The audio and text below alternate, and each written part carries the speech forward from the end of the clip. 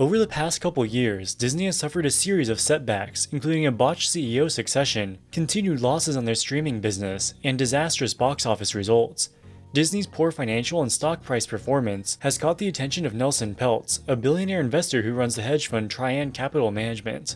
Peltz bought a position in Disney stock and is seeking to get himself a board seat to implement strategic changes at the company. Peltz created a website called RestoreTheMagic.com and released a 130-page presentation in an effort to convince Disney shareholders to elect him to the board. Disney responded by creating their own website called VoteDisney.com. They were trying to convince shareholders to vote against Peltz. CEO Bob Iger says Disney is already executing on a plan to correct many of the issues that have plagued the company over the past couple years. Peltz's involvement will only add unnecessary distraction. Peltz says the current board of directors has a long history of failure, and fresh eyes are needed to turn the company around. In this video, we'll look at Peltz's criticisms of Disney's current leadership, and more importantly, what new strategies he would implement to turn things around. While Nelson Peltz is a billionaire hedge fund manager, one area where he's not very rich is hair. Peltz is a member of the 2/3 of men who suffer male pattern baldness by the time they're 35. Fortunately, treating baldness has never been easier thanks to today's video sponsor, Keeps. Keeps is a subscription service that delivers clinically proven treatments to address hair loss and boost hair growth. You can get professional care for hair loss from the comfort of your home without ever visiting a doctor's office or pharmacy. Just complete an online consultation and you'll be matched with a licensed medical provider who will tailor a treatment plan to address your hair loss concerns. Once your plan is finalized, the treatment will be delivered right to your door in discreet, non-branded packaging. Keeps offers both FDA-approved hair loss treatments as well as hair thickening shampoo, conditioner, and styling pomade. These products work together to complement your treatment plan and to enhance the results by making thinning hair look thicker using a special formula designed by hair loss experts. Most Keeps men notice results within 6 months of starting treatment. Keeps has already treated over 1 million men experiencing hair loss, with over 5,000 5-star reviews. Thanks to Keeps for sponsoring this video and for the free product. Head to keeps.com/WallStreetMillennial to get a special offer. Individual results may vary. And now back to the video. If we look at Disney's top-line performance over the past 6 years, it's actually pretty good. In 2017, they generated $56 billion of revenue. By 2023, this had increased 60% to $90 billion. A lot of this is the result of their 2019 acquisition of Fox, but even excluding this, their revenue has been increasing. About 1/3 of revenue comes from their linear television networks. Linear refers to traditional cable and satellite television. This includes the Disney Channel, ABC, FX, ESPN, and others. 22% of revenue comes from direct-to-consumer. This includes their Disney Plus streaming service as well as Hulu. 10% comes from content licensing and distribution. This mostly consists of their movie studios, which create Marvel, Star Wars, Pixar, and Disney-branded films. It also includes consumer products licensing. The remaining 36% comes from the experiences segment, which includes Disney theme parks and cruises. While the top line has been robust, the main concerns revolve around deteriorating profitability. Before they launched their Disney Plus streaming service in 2019, the company was making about $15 billion of operating profit per year. This declined substantially during the pandemic as they were forced to close their theme parks. By 2023, Disney's theme parks had rebounded to record profitability. Yet the company's total operating profit was less than $13 billion. This is significantly less than pre-COVID levels. There are 3 reasons for this. Firstly, Disney's linear television business is declining due to the industry-wide trend of cord cutting. Secondly, the direct-to-consumer business is losing money. And thirdly, the movie studio business, which used to make billions of dollars of profits, has declined dramatically. In 2023, it made a $179 million loss. In his 130-page presentation, Peltz attempts to diagnose the root causes of these 3 problems, as well as suggesting solutions. Peltz's hedge fund specializes in identifying companies that they believe are being run poorly. He attempts to get a board seat and change the strategic direction of the company. In the past, he has done this with many large companies, including but not limited to Procter & Gamble, Heinz, Wendy's, and Invesco. Peltz's first criticism is Disney's $71 billion acquisition of Fox's assets in 2019. The acquisition saddled Disney's balance sheet with debt, limiting the company's options going forward. The rationale of the acquisition was to acquire content for the soon-to-be-launched Disney Plus streaming service. But it also left Disney stuck with a bunch of linear television channels, which are declining due to cord cutting. Despite making this massive upfront investment to acquire Fox, Disney has nonetheless been obliged to invest billions more into original content for their streaming offerings. Since 2018, the company has cumulatively lost $14 billion in their direct-to-consumer segment. During the pandemic, Disney followed a growth-at-all-costs strategy for streaming. They initially set the price very low at just $7 per month. This allowed them to grow rapidly, surpassing 100 million paying subscribers by 2022. But the low price was not enough to pay for the billions upon billions of dollars that they spent to produce premium content. The next issue is the sports network ESPN. ESPN used to be Disney's crown jewel. People love live sports, so cable providers are willing to pay Disney top dollar to include the channel into their bundle. While this has been lucrative in the past, it means that ESPN is largely dependent on cable television. Thanks to the trend of cord cutting, this revenue is declining. In 2018, Disney launched the streaming service ESPN Plus, which currently costs $11 per month. This includes past games, original documentaries, and selected live sports. However, it does not include live Major League games such as the NFL, NBA, and MLB. Disney has to pay many billions of dollars to the leagues for the rights to broadcast their games. $11 per month isn't enough to pay for this. Because live sports programming is so expensive, historically, high-priced cable bundles have been the only way to distribute it profitably. Now that consumers are cutting the cable, ESPN finds itself in a difficult situation. In an attempt to address this, Disney has created a multitude of consumer offerings, which Peltz views as excessively diverse and confusing. There's the traditional ESPN channel, which is distributed via cable bundles costing between $70 and $100 per month. Then there's the ESPN Plus offering we talked about earlier. ESPN Plus is not a substitute for the traditional ESPN. It's a supplemental offering with a relatively niche appeal. Additionally, they have something called Hulu Plus Live TV. This is a bundle which includes 95 live TV channels, including ABC, ESPN, and others. Some of the live TV channels are owned by Disney. Disney also pays to license other live TV channels from other companies. It also includes Hulu, Disney Plus, and ESPN Plus. With ads, it costs $76 per month. Without ads, it costs $90 per month. Arguably, this is a better value proposition than a traditional cable bundle, because it includes 3 on-demand streaming services. But the whole reason people are cord cutting is because the monthly cost is too high, so this offering is unlikely to offset all the declines from cord cutting. In the fall of 2024, Disney plans to launch a joint venture with Turner and Fox. This will be a streaming service that only carries live sports. It's expected to cost between $30 and $50 per month. But because it's a joint venture, it's unclear what percent of the revenue Disney will get. Finally, in 2025, Disney plans to launch a standalone ESPN app.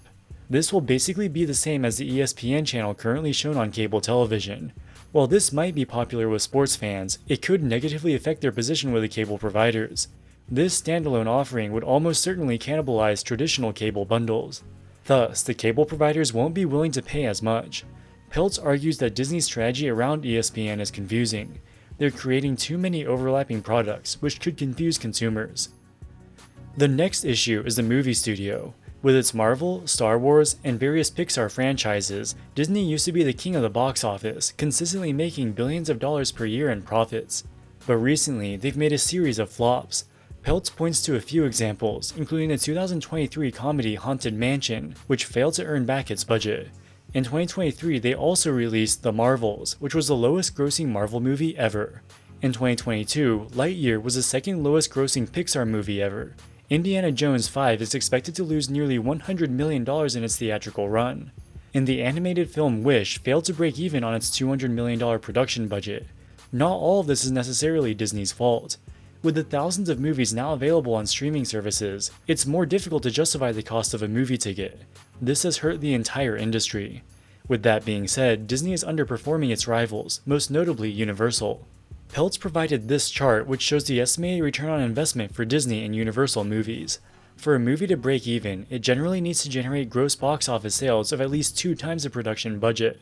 This is because the movie theaters take a cut, and the studio also needs to pay for advertising, which often costs as much as half of the production budget.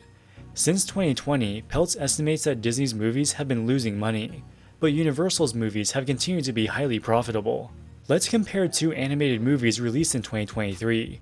Wish was made by Disney, and the Super Mario movie was made by Universal. Wish had a production budget of $200 million. Mario's budget was only $100 million. Wish generated gross box office proceeds of $250 million, making it a money loser. Mario generated gross box office proceeds of $1.36 billion, making it a huge success. Obviously, it's not fair to compare the ROI for one of Disney's worst movies versus Universal's best movie. But what is interesting is the extremely high production budget of Wish. If you watch both movies, it's very hard to see why Wish should have cost twice as much to produce. Peltz says that there's a cultural problem at Disney. The creative teams don't have enough financial accountability, so they end up spending exorbitant amounts of money and not getting a favorable return on investment. While there are many factors contributing to Disney's poor box office performance, one of their most easily quantifiable is their over-reliance on a limited number of franchises. In 2000, only 14% of their movies were sequels, spin-offs, or remakes. In the period from 2021 to 2023, this had increased to 50%. Audiences are getting tired of endless Marvel and Star Wars movies. Disney needs to start inventing new franchises to get people excited again. It's all fine to criticize Disney's mistakes, but how does Nelson Peltz propose to improve things? Starting with direct-to-consumer, his main suggestion is to phase out the Hulu brand, and just put all the Hulu content on Disney+. With more content on Disney+, you can charge a higher price. While they're at it, they can also cut some of Hulu's underperforming shows. Secondly, Peltz suggests restructuring Hulu Plus Live TV. Currently, it includes many live TV channels not owned by Disney. If they cut all of these and only have Disney channels, they can offer a much lower price point to consumers. As far as the movie studios, Peltz suggests decreasing production budgets and enforcing greater cost discipline. While this may not reverse the declining trend of box office sales, it will at least avoid $200 million disasters like Wish. Over the past few years, there seems to be little correlation between production budget and box office results. The final issue is the legacy linear television channels. According to Wall Street consensus estimates, Disney's revenue is expected to grow at a rate of 12% per year over the next few years. However, if you exclude the linear television segment, the growth is expected to be 26% per year. Consolidated revenue growth will be dragged down by the declining linear channels. Peltz suggests divesting the linear television assets. This would increase Disney's reported revenue growth rate, which may benefit its stock market valuation. In my opinion, this is Peltz's weakest argument. Everybody knows that linear television is declining, so they'd only be able to sell it for a very low price. This proposed divestiture would be little more than financial engineering, meant to manipulate reported revenue growth numbers. But as a hedge fund manager, it's perhaps unsurprising that Peltz thinks in this way. With that being said, his other first two ideas about simplifying the streaming offerings and cutting movie production budgets seem reasonable. So what does Disney say in response? CEO Bob Iger is against giving Peltz a board seat. He calls Peltz's activist campaign an unhelpful distraction. That's not to say the criticisms aren't valid. Iger concedes that the company has made some mistakes over the past few years, but they already have a plan in place to address a lot of these concerns. Investors are understandably upset about the losses in the DTC segment. So in 2023, Disney cut back on content spending, raised prices, and became more conservative with its promotional campaigns. Over the past 4 quarters, the segment's operating losses have improved, from $1 billion to just $100 million in the most recent quarter. And it looks like there is a clear path to profitability. As of the end of 2023, Disney Plus had 150 million paying subscribers, and generated an average of $5.42 per month per user. The ad-supported version of Disney Plus costs $8 per month in the US, but the average is dragged down by their whole-star offering in India, which costs the equivalent of about $1 per month. Hulu has 48 million paying subscribers at an average of $20 per month. The ad-supported version of Hulu only costs $8 per month. The average is dragged up by Hulu Plus Live TV, which costs more than $70. Overall, Disney's annualized revenue is almost $10 billion for Disney Plus, and almost $12 billion for Hulu. Their 2023 content costs were $5.7 billion and $8.3 billion respectively. So Disney Plus's annualized revenue is $4 billion greater than content costs, and Hulu's is $3.6 billion greater. We'll call this the gross profit. It isn't actually gross profit, but we'll call it that for now. If you add Disney Plus and Hulu together, they're making almost $8 billion of gross profit. The problem is Disney incurred $3.9 billion of technology and distribution costs. This is the cost of hosting their servers, maintaining the technology, and other expenses. They also incurred over $4 billion of selling and general administrative expenses. Most of this is related to advertising. The main problem isn't necessarily the content costs, but the bloated technology and advertising budgets. This could be solved by ditching the Hulu brand and consolidating all of the content onto Disney Plus. This would allow Disney to cut a lot of redundant technology and advertising costs. So why hasn't Disney done this already? Up until a few months ago, Disney only owned 67% of Hulu. The remainder was owned by Comcast. Because Disney didn't own the whole thing, they were not able to get rid of the Hulu brand. In March of 2024, Disney launched Hulu content on Disney+. You can subscribe to a Hulu Disney Plus bundle at a discounted price and get all the content on the same app. While Hulu as a standalone service will still exist for now, it appears that they are moving in the direction of eventually axing it. On the issue of Disney's poor box office performance, Iger has admitted publicly that they have had some creative missteps. They are already changing their content strategy to have less sequels and spin-offs, but it will take a couple years before we see this in the box office, because movies have multi-year lead times. Finally, Disney is currently in the process of implementing $7.5 billion of cost cuts. This includes layoffs and reducing content spending for both their movie studio and DTC segments. A lot of underperforming Hulu shows will be cut, and their future movies will have smaller budgets. While Nelson Peltz makes legitimate criticisms of Disney's mistakes, his turnaround plan doesn't seem to be all that different than what Disney is already planning to do. With that being said, Peltz first started meeting privately with Disney in January of 2023. Bob Iger has made it clear that he doesn't like Nelson Peltz and doesn't want him on the board. While this is speculation, maybe Iger secretly agreed with a lot of Peltz's recommendations and started implementing them on his own. So once Peltz started the proxy contest in 2024, Iger could confidently tell Disney shareholders that his own turnaround plan is already good enough. It seems that Disney will implement most of Nelson Peltz's recommendations regardless of whether or not he wins a board seat. Before a single vote has been cast, Peltz has already won. Alright guys, that wraps it up for this video. What do you think about Nelson Peltz? Should he be given a board seat? Let us know in the comments section below. As always, thank you so much for watching and we'll see you in the next one. Wall Street Millennial, signing out.